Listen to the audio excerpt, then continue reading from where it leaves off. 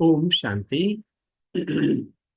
आज प्यारे बाबा हम सब बच्चों के लिए हम्म, क्या बनकर आए हैं। आज बाबा हमें श्रापों से बचाने के लिए आए। बाबा रहमदिल बनकर हमें सच्चा रहम सिखाने आए। हम सब श्रापित हो चुके हैं और बाबा बताते हैं कि इन श्रापों से मुक्त होने के लिए क्या करना होगा भाई। बाबा कहते हैं अपने ऊपर रहम करना होगा। तो सबसे पहले तो हमें श्राप को और वरदान को समझना पड़ेगा कि श्राप भी क्या है और वरदान भी क्या है। तो वास्तविकता में देखा जाए, श्राप क्या करता है। श्राप बेसिकली बुद्धि को भ्रष्ट करता है। आप ये जब क्या होता है, जब कहते हैं ना इनकी तो भाई जिंदगी श्रापित हो गई है, इन्हें यही समझ नहीं आता कि इन्हें कौन सा काम कब करना चाहिए।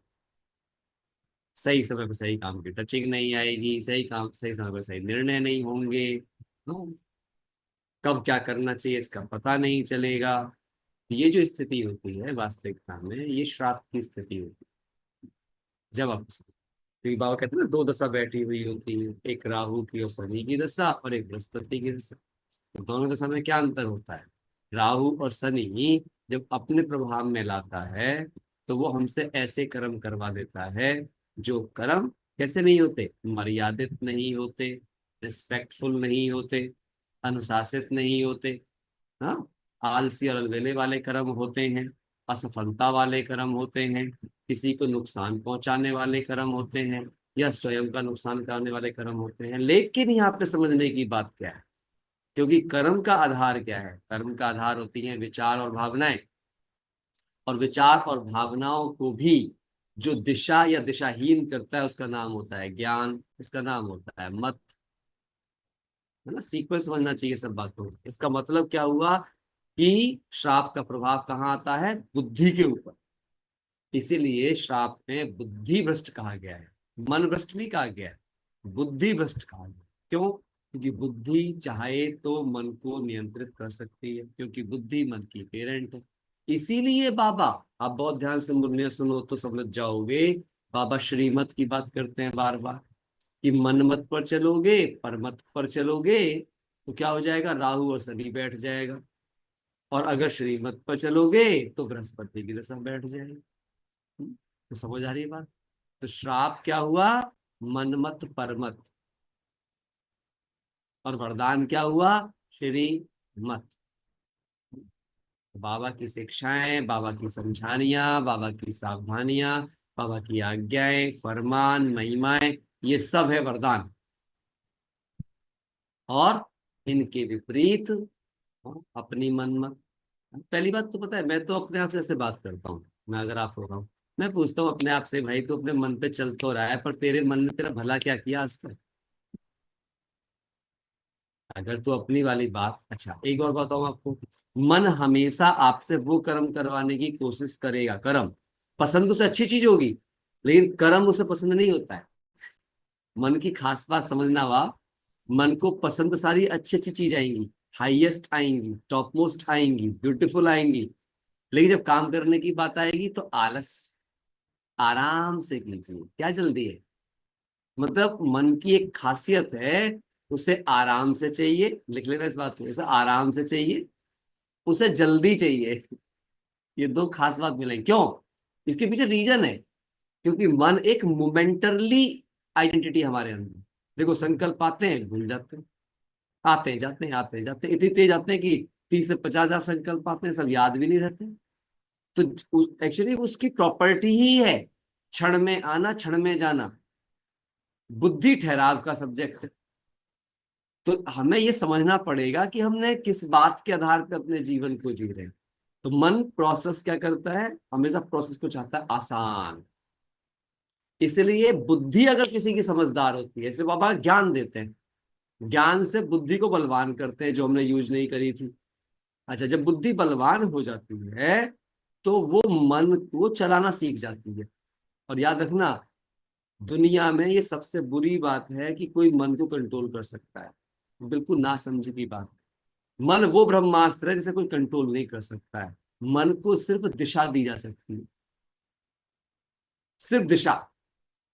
अगर आपने मन को कंट्रोल करने की कोशिश करी तो मन वो आजाद पंछी है, बगावत कर देगा, आपको कुछ नहीं करने देगा। फिर आप बोलोगे मन नहीं लग रहा, ऐसा नहीं हो रहा। तो मन को बुरी चीजें पोस्टपोन्ड करवानी होती है उससे, और अच्छी चीजें उससे करवानी होती है। इसके लिए खुद के साथ काउंसलिंग करना बहुत जरूरी है, हर कदम पे, है ना। जैसे मैंने आपसे कई बार सिखवाया है, आप सबको भी फिर से याद, शापित नहीं करना चाहते अपने आप को, तो हमेशा मन की काउंसलिंग कर लो, है ना। मन से पूछो अच्छा तेरे को चाहिए क्या, तो वो अच्छी चीजें चुन लेगा। हाँ, फिर उससे पूछो कि अच्छा तुम ये बताओ कि जो जो तुम्हें चाहिए, अभी जो तुम मुझसे करने की कह रहे हो, क्या ये करने से ये मिलेगा। तो मन अपने आप जवाब देगा, है ना। जैसे मैं आपसे बोलूं पढ़ने में आपको टॉपर बनना है, लेकिन आराम करने से, मूवी देखने से, टीवी देखने से, गेम खेलने से क्या टॉपर बनोगे। तो मन क्या जवाब देगा अपने आप ही, इतनी अकल है मन में। मन बोलेगा नहीं मिलेगा, ये तो नहीं मिलेगा, है ना। तो ये बुद्धि को काम कराना होता है उससे, बच्चे से। जैसे कोई बच्चा हो, छोटा बच्चा, भले उसे समझ ना हो, लेकिन आप सामने गलत बात बोलो, तो गलत बात तो क्या बोलेगा, हाँ नहीं आप ठीक कह रहे हो, ऐसे तो नहीं होगा, है ना। बच्चा भी जानता है उस बात को, चाहे भले ही उसके पास बहुत बड़ा कोई ज्ञान ना हो, पर बुरी बात बुरी होती है, ये उसे भी फील आती है, अगर आप उससे बात करोगे। अच्छा फिर उससे पूछो अपने आप में कि भैया अगर तेरे को ये सच में चाहिए जो तूने चुना है, हाँ सच में चाहिए, तो फिर चल वो वाला काम करते हैं ना जिससे मिलेगा, तो फिर वो सहयोगी बन जाए। सो बच्चे को चलाना आना चाहिए, लॉलीपॉप देकर, चॉकलेट देकर, है ना? प्यार से बात करके, खिलौने देख के। और क्यों चलाना चाहिए ये सब काम करके, ये करते करते उससे क्या होगा, आप जब उसे अच्छे काम कराते जाओगे, कराते जाओगे, कराते जाओगे, कराते जाओगे, तो क्या होगा, उसकी अच्छे काम करने की लत लग जाएगी उसे।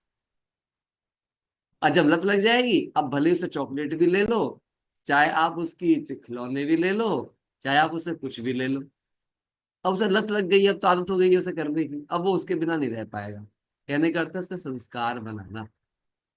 इसे कहते हैं श्रीमत से जीवन को दुआओं से भर लेना, अर्थात जीवन को वरदानी बना। ये सच्चा रहम है, इसलिए बाबा रहम दिल बनकर आता है। इसलिए रहम केवल वही हो सकता है जिसमें उन्नति समाई है, नहीं तो नहीं हो सकता, है ना। तो आज बाबा ने इसलिए आगे भी बोला, देखो, है ना, बाबा ने प्रश्न भी इससे संबोधित किया कि माया का श्राप क्यों लगता है और श्रापित आत्मा की गति क्या होती है। वो कहते हैं माया का श्राप किन लगता है, जो बाप और पढ़ाई का निरादर करता है। श्रीमत का और श्रीमत को देने वाले का निरादर करते हैं। निरादर करने का मतलब क्या होता है, ये भी समझना बहुत जरूरी है आप सबको। निरादर करने का मतलब होता है डोंट केयर का। क्या मतलब होता है भाई निरादर करने का, डोंट केयर करना। सुन तो रहे हैं पर करेंगे वही जो मन की, है ना। हमारी हालत क्या होती है, सुनो सबकी, करो मन की। हम्म, ऐसे हमने बाबा भी उसी कैटेगरी में रख दिया है, सब वाली कैटेगरी में। सुनो, मुरली सुनेंगे जरूर, पर करेंगे मुरली के विपरीत ही। जो बताया गया है वो हमसे होता नहीं है, क्या बोलेंगे फिर हम, अरे इतना आसान है मुरली को पालन करना। अच्छा फिर अपने से कॉमन सेंस भी नहीं लगाते हम, है ना। मैं तो ऐसी बात करता रहता हूँ अपने आप से कि भाई अगर बाबा कहता है सहज राजयोग है, बाबा कहता है सहज है, बाबा कहता है सहज योगी जीवन है, बाबा ने कहा इतनी सी तो बात है। अरे बाबा ये सब बात कह रहा है, सेकंड की बात है, इतनी सी बात है, सहज बात है। हाँ, और तो क्या बाबा झूठ बोल रहा है, खाली मेरे दिल को दिलासा देने के लिए बोल रहा है। अब बाबा तो सदा सत्यम शिवम सुंदरम है। अब जो सदा सत्यम शिवम सुंदरम है, क्या वो बात खाली दिल बहलाने वाली बातें करने के लिए आया है, वो तो ज्ञान का सागर है। टीचर कोई दिल बहलाने वाली बात करेगा क्लास के अंदर, जो भी टीचर सुन रहे हो वो अपने से पूछो, वो क्लास में जाएंगे तो दिल बहलाने वाली बात करेंगे, और अगर दिल बहलाने वाली बात करेंगे तो क्या उनका बच्चा पास होगा एग्जाम में। हाँ? और जो टीचर दिल बहलाने वाली बात करे वो टीचर कहलाने के लायक ही नहीं है। टीचर तो वो जो कठिन से कठिन चीज को आसान बना के सिखा दे, जो कठिन से कठिन चीज को आसान बना के सिखा दे। अगर बाबा शुरू में कह दे नहीं नहीं बहुत कठिन है चीजें, है ना, लेकिन बाबा ने एक बहुत सुंदर बात कह रखी, बच्चे मेहनत तो है, मानसिक गर्व तो नहीं है, पर अगर तूने लगातार किया तो मेहनत का फल मीठा बहुत है। ये बाबा ने समझा दिया, और देख बच्चे किस किसने करके दिखाया है। देख ब्रह्मा ने करके दिखाया है, देख मम्मा ने करके दिखाया है, देख दादियों ने करके दिखाया है, देख मारुतियों ने करके दिखाया है। तो क्या किया बाबा ने हमें, हमारे जैसे हड्डी मांस के ही लोग उसकी श्रीमत पर चलते हुए दिखा दिए। देख बच्चे, कम पढ़े लिखे ने भी करके दिखाया है ना। दादी जान की, हमारी दादियां बहुत कम कम पढ़े हुए आए थे दुनिया के हिसाब से। हमारे जगदीश भाई साहब बहुत पढ़े लिखे आए थे, ब्रजमोहन भाई साहब बहुत पढ़े लिखे, है ना, रमेश भाई साहब बहुत पढ़े लिखे, ऐसे ऐसे और भी बहुत बड़े बड़े विद्वान। उनको देखो, वो कर रहे हैं। तो बाबा ने हर प्रकार की, जो भी बहाने आप दे सकते हो, मैं सीधा बोलूंगा, जो भी बहाने कोई ब्राह्मण दे सकता है, बाबा ने हर एक बहाने का उत्तर रखा हुआ है हमारे सामने। कोई ना कोई शरीर के रोगी होने का बहाना देता है, तो बाबा ने रोगी से रोगी आत्माओं को ऊंचा पहुंचा के दिखा रखा है ना। कोई बूढ़ा होने का कह सकता है, तो बूढ़ों को ऊंचा पहुंचा के दिखा रखा है। कोई बोलेगा मैं तो बच्चा हूं, तो 8 साल 14 साल 15 साल की कन्याओं को ला करके दादियां बना दिया, मतलब वहां तक पहुंचा के दिखा रखा है कि कहाँ से कहाँ पहुंचा दिया। कोई बहाना नहीं दे सकते आप। अच्छा, सुंदर से सुंदर को सफल करके दिखा दिया, है ना, गोरों को, काले से कालों को सफल करके दिखा दिया, पतले से पतलों को सफल करके दिखा दिया, मोटे से मोटों को कोई भी बहाना नहीं चलेगा कि मेरा कौन सी कमी ग्रो नहीं करनी, है ना। तो ऐसे बहुत आनंद आता है। मैं तो ऐसे ऐसे सोच के बड़ा मजा लेता रहता हूँ।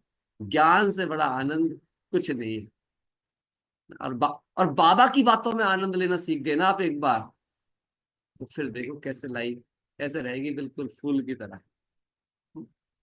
अप्रैल फूल वाला नहीं, है ना, फ्लावर वाला फूल।